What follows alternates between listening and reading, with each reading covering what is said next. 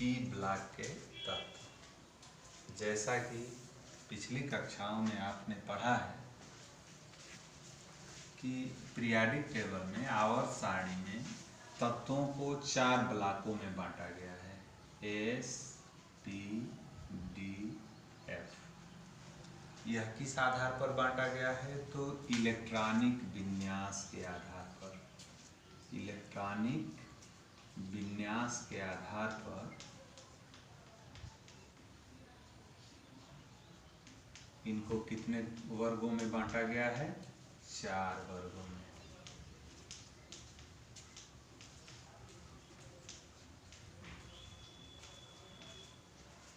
ये 4 वर्ग हैं, S block, P block, D block और एफ ब्लॉक। क्लास 11th में आपने पढ़ा होगा एस ब्लॉक के तत्व और कुछ पी ब्लॉक के तत्व। यहाँ पर पी ब्लॉक में नाइट्रोजन वर्ग से आपको शुरू करना है पढ़ने के लिए। किस वर्ग से? नाइट्रोजन वर्ग से। तो पहले हम जान लें कि पी ब्लॉक का तत्व किसे कहते हैं। 11th में भी इसको बताया गया होगा कि वे तत्व जिनका अंतिम इलेक्ट्रॉन पी उपकोष में भरा जाता है वे पी ब्लॉक के तत्व कहलाते हैं। वे तत्व जिनका अंतिम इलेक्ट्रॉन पी उपकोष में भरा जाता है वे पी ब्लॉक के तत्व कहलाते हैं। जैसे ये नाइट्रोजन है, नाइट्रोजन का परमाणु क्रमांक 7 है। यदि आप इसका इलेक्ट्रॉनिक विन्यास करो तो 1s2, 2s2 और 2p3, 2p3, 2p3, यानी अंतिम इलेक्ट्रॉन किस में चला गया? पी उपकोष में गया। अतः नाइट्रोजन किस ब्लॉक का तत्व है? पी ब्लॉक का तत्व है। यदि यही इलेक्ट्रॉन, अंतिम इलेक्ट्रॉन जो यह पी में गया है, यह किसी अन्य वर्ग में जाता है, अन्य उपकोष में जाता, तो उस वर्ग का तत्व कहलाता है। अब हम आगे देखें कि नाइट्रोजन वर्ग से ही हम लोग कक्षा 12वीं में पढ़ेंगे नाइट्रोजन वर्ग का तत्व क्यों कहते हैं। जिस वर्ग का पहला तत्व जो जिस तत्व का होता है उस वर्ग के सभी तत्वों को उसी के नाम से जाना जाता है। उस वर्ग के तत्वों को उन्हीं के नाम से जाना जाता है। जैसे हाइड्रोजन परिवार के तत्व, नाइट्रोजन परिवार के तत्व, ऑक्सीजन परिवार के तत्व, हैलोजन्स परिवार के तत्व। ऐसा नाम आपने पिछली कक्षाओं में भी सुना होगा। तो नाइट्रोजन के नीचे जितने उस वर्ग के जितने भी तत्व हैं वो सभी सम्मिलित रूप से किस वर्ग के कहलाएंगे? नाइट्रोजन वर्ग के तत्व कहलाएंगे। अब कुछ चीजें आपको जाननी है कि यदि हम किसी ब्लॉक का अध्ययन करते हैं तो उस ब्लॉक में जितने भी तत्व हैं, उस वर्ग में जितने भी तत्व हैं, सबसे पहले उनकी कुछ लक्षणों का अध्ययन किया जाता है। पहला हम उसका जानने का प्रयास करते हैं कि उनका इलेक्ट्रॉनिक विन्यास क्या है। इलेक्ट्रॉनिक विन्यास। दूसरा हम जानने का प्रयास करते हैं क्या चीज? इलेक्ट्रॉनिक विन्यास के बाद संयोजकता, वैलेंसी, कि उस वर्ग की संयोजकता क्या है। तीसरी ऑक्सीकरण संख्या,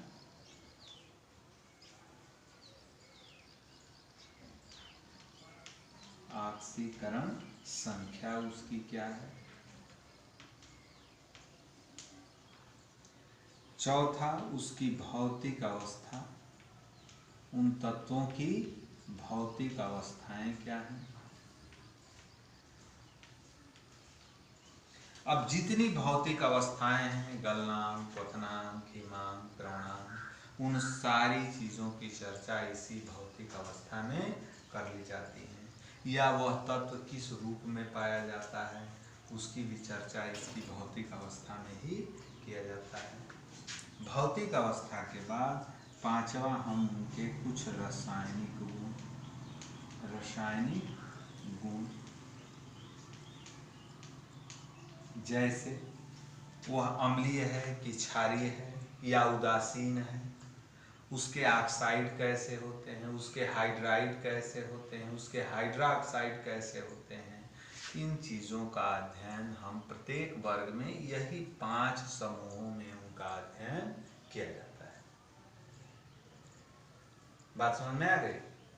अब जैसे नाइट्रोजन परिवार में कौन कौन से तत्व हैं, तो नाइट्रोजन के नीचे आता है फास्फोरस, आर्सेनिक, एंटीमनी होगा, स्टैबस, बिस्मथ और स्टाइनस होगा। बिस्मथ के बाद बिस्मथ तक चलिए। नाइट्रोजन, फास्फोरस, आर्सेनिक, एंटीमनी और बिस्मथ, और एक रेडियो एक्टिव तत्व है। निचला जो तत्व है वो क्या है? रेडियो एक्टिव है। हम इनकी चर्चा करेंगे। सबसे पहले इलेक्ट्रॉनिक विन्यास की चर्चा करें तो इसका 7 परमाणु क्रमांक होता है। फास्फोरस का कितना परमाणु क्रमांक होता है? कितना होगा? 15। आपको निकालने के लिए हमने कहा कि किसी भी वर्ग का यदि निकालना हो तो कैसे निकालेंगे? आप जानते हैं पहले वर्ग में 2, पहले आवर्त में 2 तत्व, दूसरे में 8 तत्व, तीसरे में भी 8 तत्व होते हैं। तो 15 के बाद कितना आएगा? 8 के बाद आर्सेनिक आ जाएगा। कितना हो जाएगा? बोलो। आर्सेनिक कितना होगा? 23 होगा। उसके बाद 18 जोड़ देंगे। 18 जोड़ देंगे तो किसका निकल जाएगा? एंटीमनी का निकल जाएगा। 8 3 11 और 2 1 3 और 1 4, और उसके बाद फिर 18 जोड़ेंगे। उसके बाद कितना जोड़ेंगे? 32। कितना जोड़ेंगे? 32। अब इलेक्ट्रॉनिक विन्यास करें तो इलेक्ट्रॉनिक विन्यास करके आप देख सकते हैं। नाइट्रोजन 7 है तो अभी ऊपर किए हैं 1s2 2s2 2p3।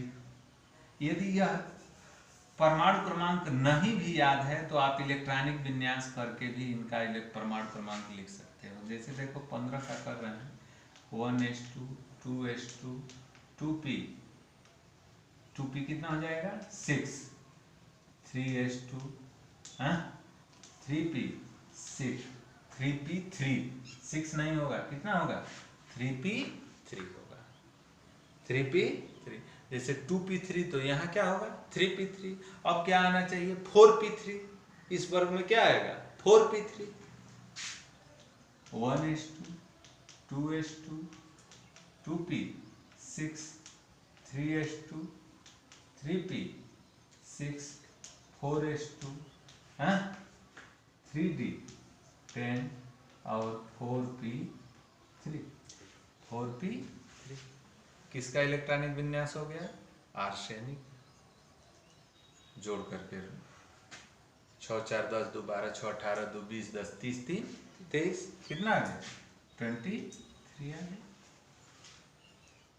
उसी तरह एंटीमनी का नहीं याद है इलेक्ट्रॉनिक विन्यास 5p3 आना चाहिए।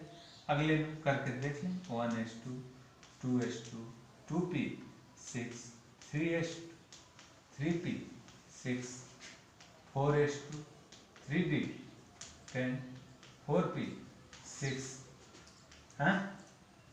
4p 5s कितना होगा? 5s2 4d10 और 5p3 4d10 और 5p3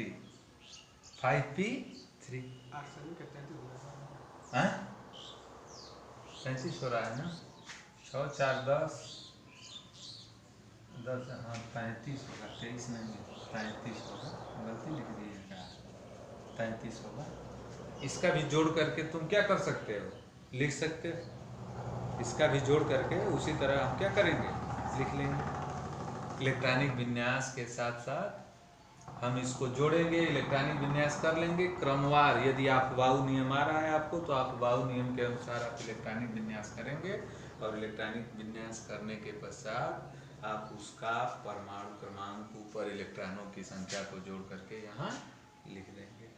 उसी तरह बिस्मथ का करेंगे हैं, तो बिस्मथ का भी करेंगे तो क्या हो जाएगा 1s2 2s2 2p 6 हैं, 3s2 3p 6 4s2 3d 10 हैं, 4p 6 5s2 4d 10 5p